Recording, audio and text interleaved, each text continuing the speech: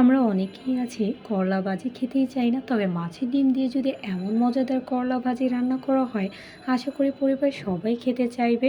যেটা মা সবসময় রান্না করে থাকে আমাদের পরিবার সবার জন্য। আর আজকেও হচ্ছে বাসায় মা টাটকা টাটকা করলা দিয়ে মাছের ডিম দিয়ে রান্না করছে।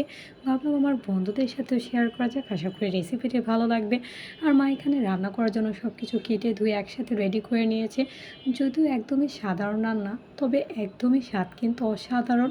আশা করি বন্ধুদের কাছে ভালো লাগবে। আর মা এখানে ডিম দিয়ে মজাদার ভাজি রান্না করার জন্য করলার এখানে মা ফ্রাই প্যানে হচ্ছে সয়াবিন তেল অ্যাড করে দিয়ে দিল। আর এখানে একটু 3টা বা 4টার মতো পেঁয়াজ কুচি দিয়ে দিল গোল গোল করে কেটে, কারণ করলা ভাজিতে যদি একটু বেশি করে পেঁয়াজ কুচি দেওয়া হয়, এতে করলা যে তেতো ভাবটা যাচ্ছে এটা পুরোপুরি চলে যায়। মা যখন রান্না করে মনেই হয় না যে করলা ভাজি খাচ্ছে। আর এখন হচ্ছে পেঁয়াজটার সাথে সাথে মা আগে থেকে কেটে রাখা করলার পিসগুলো দিয়ে দিচ্ছে একে একে। তোমরা দেখতেই পাচ্ছ কতটা কিন্তু গ্রিন। এগুলো কিন্তু হেলদি একটা ভাজি, যেটা আমাদের শরীরের জন্য খুবই উপকারী।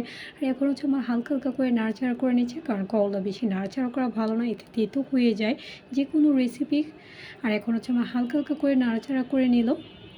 আর এখন হচ্ছে মা করলা ভাজিটাতে দিয়ে দিচ্ছে বেশি করে হচ্ছে কাঁচামরিচ আর সামান্য পরিমাণ মতো লবণ, কারণ যে কোনো ভাজির রেসিপিতে যদি একটু বেশি করে কাঁচামরিচ দেওয়া হয় এতে স্পাইসি ফ্লেভার হয়, খেতে কিন্তু দারুণ লাগে। আর এখন হচ্ছে ভালো করে মা নাড়াচাড়া করে নিল, কিছুক্ষণের জন্য ঢেকে রাখছে, এতে সুন্দর মতো করলাগুলো গলে যাবে। আর কিছুক্ষণ পর হচ্ছে ঢাকনাটা তুলে নিচ্ছে।